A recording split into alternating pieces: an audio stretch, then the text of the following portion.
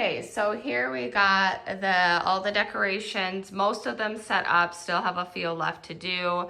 You have the Be Mine, you have the hanging, and then I put the hearts on the end of them, and then it comes with these little, these right here, kind of little clips or ties where you just put it through and then connect them and they lock into place. I put mine up using thumbtacks into the ceiling. You can do it however you'd like. It does come with these right here.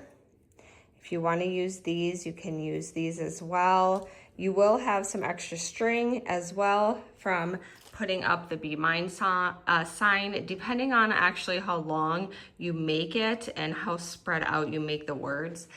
They are easily able to shift around and stay in place, as that shows. And then these I put on the walls instead of hanging them. You can hang them as well. I'll probably cut the string here just because I have them hanging, and I put them in also with a thumbtack, but you can use the other things. It comes with everything you need.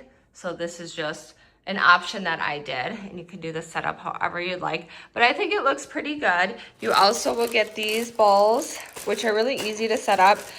They come flat, you flip them around, and then you just clip them in with a paper clip that comes in the bag with it. So you get those 4, and then you will also get these, which for these, you make these into little balls, ruffles.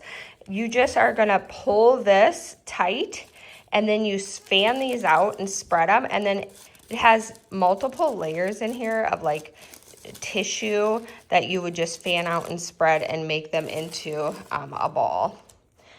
And that is everything that it comes with, and I'm just gonna show you kind of from far away how it looks, but I think it turned out really good, and I like the look of it. And you can put them in any room you'd like, or anywhere you'd like. You could also put them outside. I debated about doing that outside underneath like your porch. You could do that as well, but I chose not to just because it's snowing where I am. So thanks for sending me these to review.